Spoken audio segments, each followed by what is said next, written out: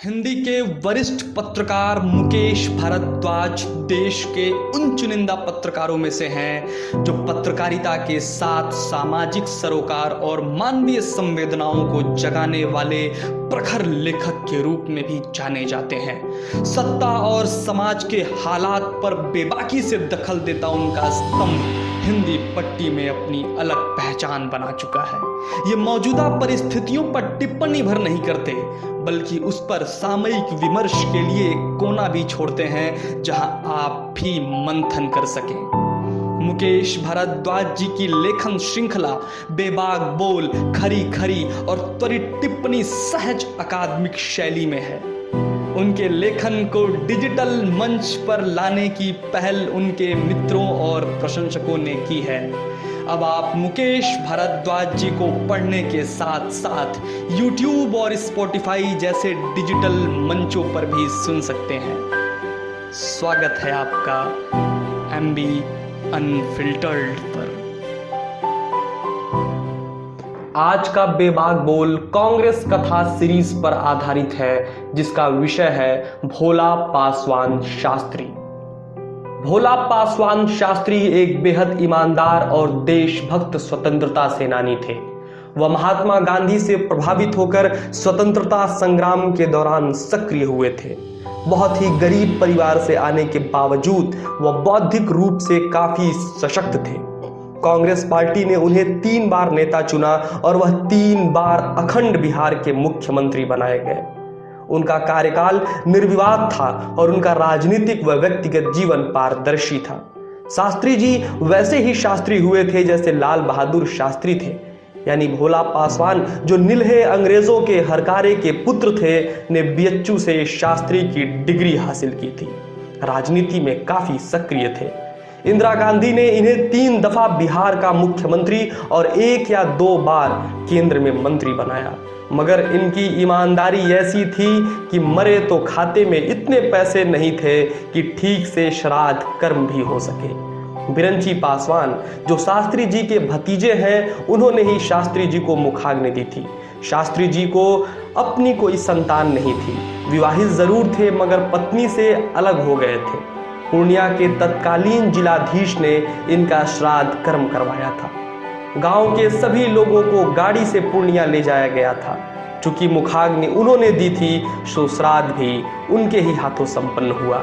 सरकार की ओर से शास्त्री जी के परिजन को 1 या 2 इंदिरा आवास मिला है। हालांकि उन्होंने कभी कुछ मांगा नहीं।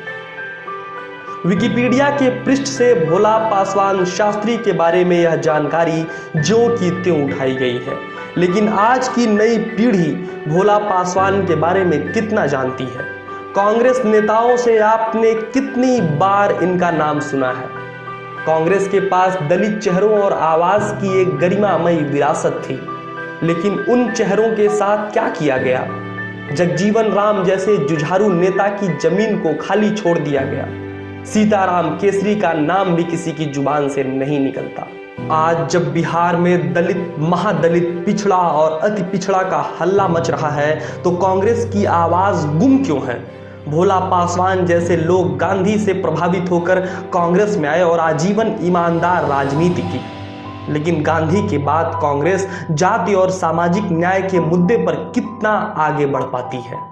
बुनियादी बात यह है कि देश में लंबे समय तक सत्ता जिनके हाथ में रही, उनके जरिए सभी वर्गों का सामाजिक सशक्तिकरण नहीं हुआ।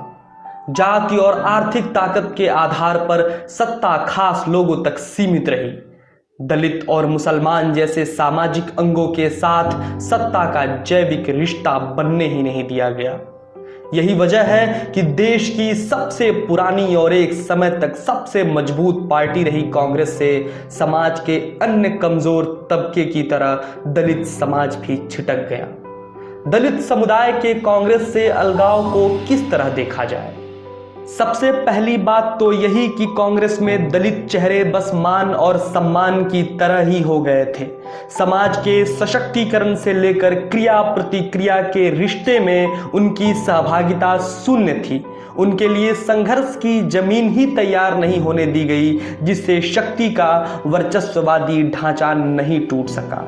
अगर यह होता तभी सामाजिक समीकरण टूट पाता, लेकिन जब यह समीकरण टूटने का समय आया तो कांग्रेस के लिए न माया मिली न राम वाली स्थिति थी। क्रिया के साथ प्रतिक्रिया हुई, यानी एक तरफ आरक्षण आंदोलन चला तो उसी के बरक्स मंदिर आंदोलन भी था। मंडल और कमंडल के संघर्ष के दौरान कांग्रेस मैदान से बाहर थी। इस समय समाज का एक बड़ा तबका लालू यादव की अगुवाई में सामाजिक न्याय के संघर्ष में साथ चल पड़ा। सबलीकरण के सवाल पर कांग्रेस के हाथ खाली थे और लालू यादव का रास्ता दिखा रहे थे।